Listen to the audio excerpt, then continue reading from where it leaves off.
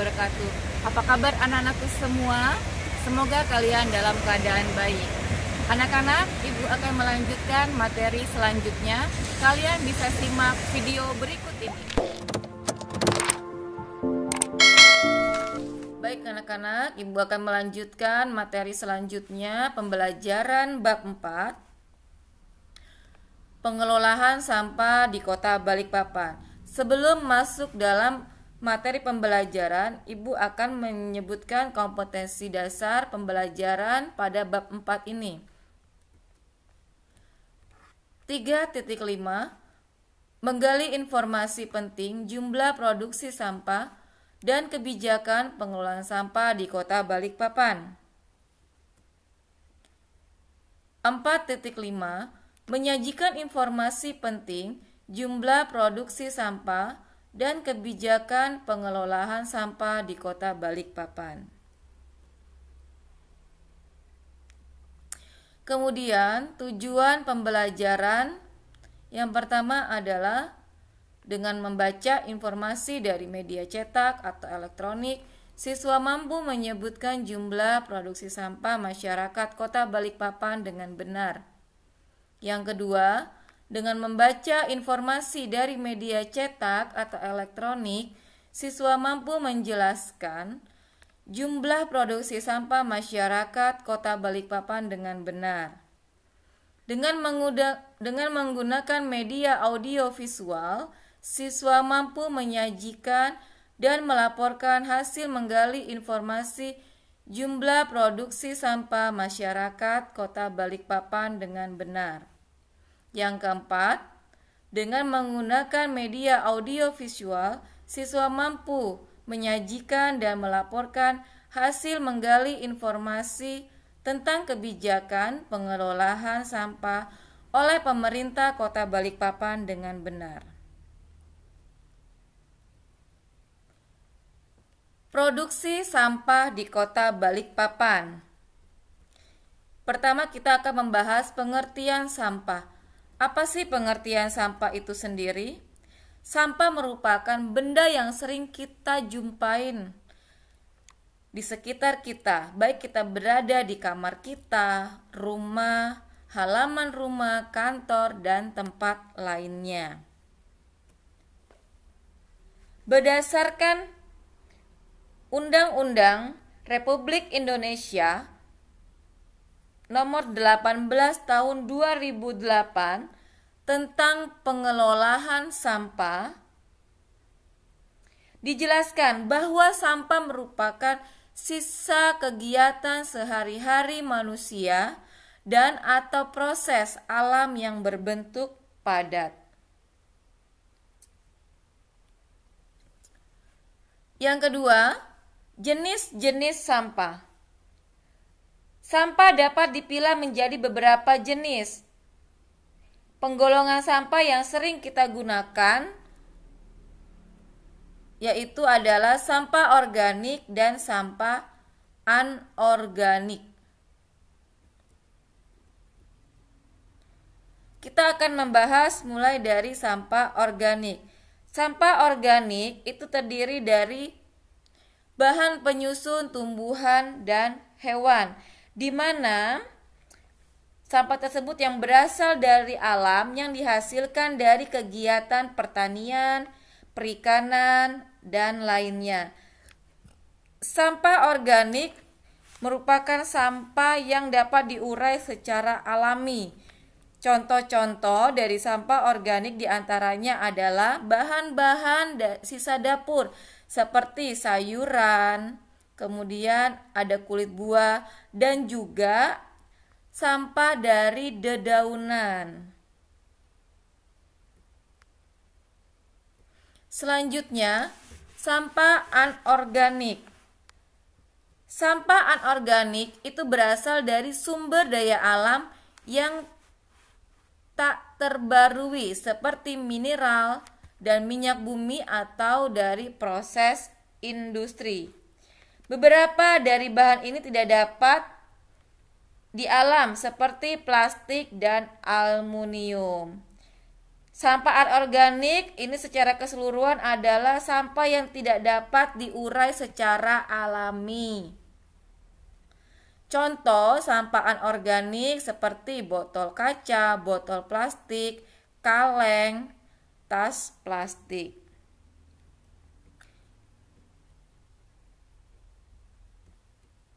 Sumber-sumber sampah seiring yang kita temukan itu berasal dari beberapa sumber. Yang pertama, dari pertanian dan perkebunan.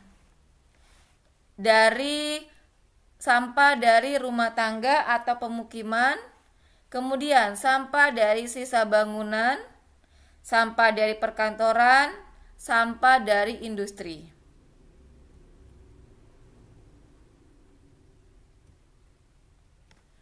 Produksi sampah di Kota Balikpapan. Banyaknya produksi sampah ini menyebabkan timbulnya beberapa aneka ragam permasalahan, di antaranya sampah yang tidak diangkut itu menimbulkan pemandangan yang tidak sedap dipandang, yang menyebabkan lingkungan menjadi tidak bersih. Kemudian menimbulkan aroma bau busuk dan juga dapat menimbulkan berbagai macam penyakit. Sampah-sampah yang dihasilkan oleh masyarakat itu sampah diangkut oleh Dinas Kebersihan, kemudian sampahnya dibawa ke tempat pembuangan sampah akhir atau TPA Manggar. Peningkatan volume sampah ini terjadi seiring perkembangan kota dan penambahan jumlah penduduk yang ada di Kota Balikpapan.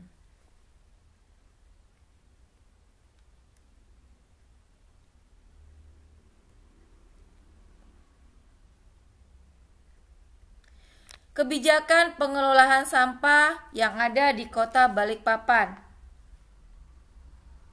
dapat menyebabkan dampak negatif. Di antaranya dampak negatif tersebut adalah terhadap kesehatan, terhadap lingkungan, terhadap keadaan sosial dan ekonomi.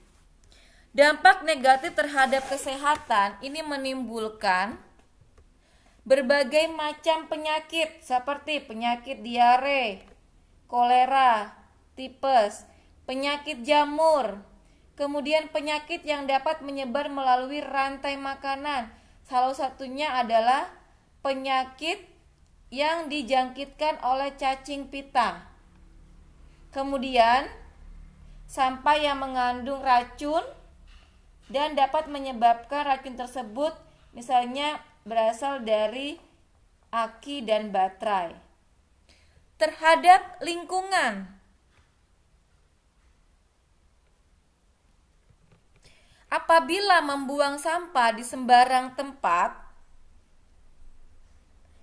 membuang sampah di saluran air, membuang sampah di saluran parit, dan di jalan-jalan, ini dapat mencemari air dan juga dapat menyebabkan terjadinya penyumbatan, sehingga dapat menimbulkan bau yang tidak sedap.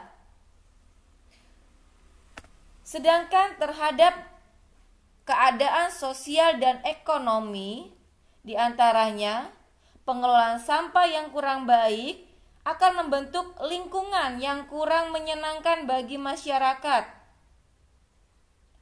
Kemudian dapat memberikan dampak negatif terhadap kepariwisataan, lingkungan menjadi kotor. Dan pengelolaan sampah yang tidak memadai menyebabkan rendahnya tingkat kesehatan masyarakat. Kemudian pembuangan sampah padat ke jalan air apabila ke jalan-jalan air ini apabila hujan deras dengan intensitas yang sangat tinggi, itu dapat menyebabkan terjadinya banjir. Membuang sampah di sungai, membuang sampah di jalan, di jembatan, dan fasilitas umum lainnya. Ini apabila hujan deras dapat menyebabkan bencana banjir. Kalian bisa lihat pada gambar berikut ini. Hewan-hewan yang hidup di laut ini dapat mengkonsumsi sampah plastik dari yang kita buang, kemudian menimbulkan penyakit diare, penyakit kulit. Apabila kita berwisata ke pantai, kita ingin melihat pantai dengan pemandangan yang indah. Pantai, di sepanjangan pantai tidak ada tumpukan-tumpukan sampah. Tapi yang ada sekarang, apabila kalian ke pantai, kalian tidak menjumpai pasir putih yang bersih. Yang ada adalah tumpukan-tumpukan sampah di sepanjangan pantai.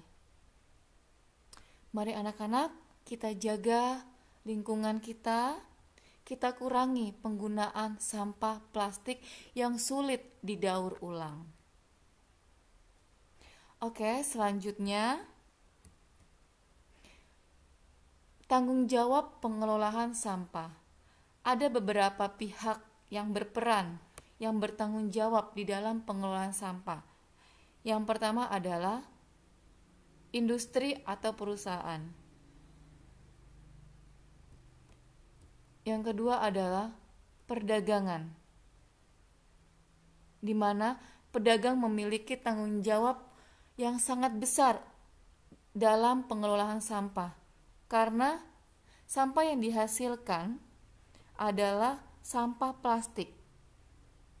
Seperti yang kita ketahui di dalam peraturan pemerintah Wali Kota nomor 8 tahun 2018 tentang pengurangan penggunaan kantong plastik. Di mana kita apabila pergi ke pasar, jangan lupa untuk membawa tas-tas belanja yang terbuat dari bahan-bahan seperti bahan-bahan kertas atau bahan-bahan kain. Karena ini tujuannya adalah untuk mengurangi penggunaan kantong plastik. Selanjutnya adalah konsumen. Kita sebagai konsumen, ini hal apa saja yang kita lakukan itu dapat menghasilkan sampah. Oleh sebab itu, kita harus berperilaku cerdas sebagai konsumen dalam mengurangi penggunaan sampah. Apa saja hal-hal yang dapat kita lakukan? Yang pertama, teliti sebelum membeli. Yang kedua, memastikan produk sesuai standar. Ketiga, memperhatikan label dan waktu kadaluarsa. Keempat, membeli sesuai kebutuhan bukan keinginan. Selanjutnya adalah pemerintah. Pemerintah ini turut bertanggung jawab di dalam pengelolaan sampah yang ada di Kota Balikpapan. Pemerintah dengan cara menyediakan sarana pengangkutan sampah seperti mobil-mobil truk sampah dan gerobak. Oleh karena itu, diperlukan dana partisipasi dari masyarakat atau biaya retribusi sampah. Jadi, perlu adanya kerjasama sehingga penyelenggara pengelolaan sampah yang ramah lingkungan dapat berjalan dengan baik.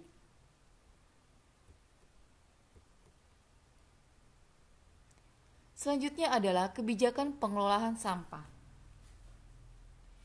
Kebijakan pengelolaan sampah yang perlu kalian ketahui yang diatur di dalam Peraturan Daerah Nomor 13 Tahun 2015 tentang pengelolaan sampah, di mana pengelolaan sampah adalah kegiatan yang sistematis, menyeluruh, dan berkesinambungan yang meliputi pengurangan dan penanganan sampah. Kebijakan-kebijakan yang telah dilaksanakan oleh pemerintah Kota Balikpapan, yaitu yang pertama adalah pelaksanaan kurikulum PKLH yang ada di tingkat sekolah, Program pendidikan untuk membina anak didik agar memiliki pengertian, kesadaran, sikap, dan perilaku dan rasional, serta bertanggung jawab terhadap lingkungan. Selanjutnya adalah pelaksanaan program Clean, Green, and Healthy atau disingkat dengan CGH. Suatu program yang mengupayakan untuk mewujudkan masyarakat Kota Balikpapan yang bersih, sehat, dan hijau. Diharapkan Kota Balikpapan menjadi kota yang layak huni dan menjadi kebanggaan masyarakat. Program-programnya diantaranya adalah program bersih, program hijau, dan program sehat. Apa sih program bersih itu sendiri? Program bersih merupakan peran masyarakat untuk pengelolaan sampah dari sumbernya secara mandiri, seperti membuang sampah pada tempatnya sesuai dengan waktu yang telah ditentukan. Program hijau. Program hijau masyarakat harus aktif mengisi ruang yang bersih dan kosong di lingkungannya dengan menanam tanaman pelindung dan perdu sehingga lingkungan menjadi sejuk, menjadi indah. Program sehat, faktor kebersihan rumah dan bebas dari jentik-jentik serta adanya fasilitas pendukung seperti posyandu, puskesmas di lingkungan tempat tinggal.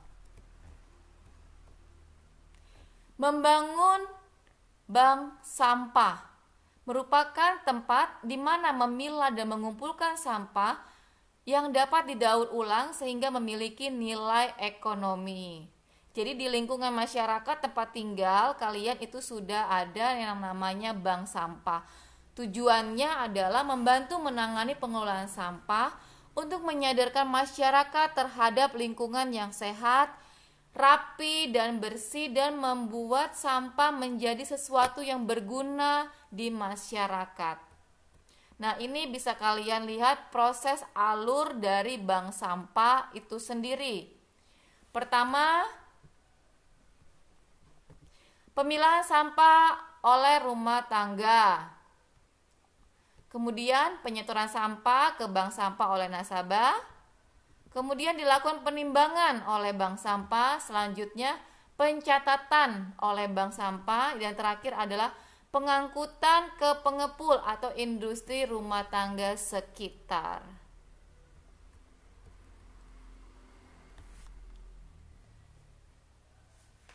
Selanjutnya adalah program Sekolah Adiwiyata. Peraturan Menteri Lingkungan Hidup Republik Indonesia Nomor 5 Tahun 2013 tentang pedoman pelaksanaan program Adiwiyata, di mana Adiwiyata merupakan sekolah yang peduli dan berbudaya lingkungan. Program Adiwiyata adalah program untuk mewujudkan sekolah yang peduli dan berbudaya lingkungan.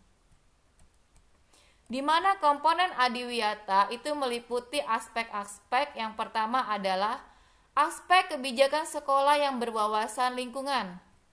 Yang kedua, aspek kurikulum sekolah berbasis lingkungan. Yang ketiga, aspek kegiatan sekolah berbasis partisipasi. Yang terakhir adalah aspek pengelolaan sarana dan prasarana sekolah yang ramah lingkungan. 4 tingkatan penghargaan sekolah Adiwiyata. Yang pertama, sekolah Adiwiyata tingkat kabupaten. Kedua, sekolah Adiwiyata tingkat provinsi. Yang ketiga, sekolah Adiwiyata tingkat nasional. Keempat adalah sekolah Adiwiyata tingkat mandiri. Dan perlu kalian ketahui bahwa sekolah kita itu akan menuju ke tingkat Adiwiyata mandiri. Mari bersama-sama kita saling bekerja sama sehingga sekolah kita dapat lolos menuju Adiwiyata tingkat mandiri. Pengurangan penggunaan kantong plastik.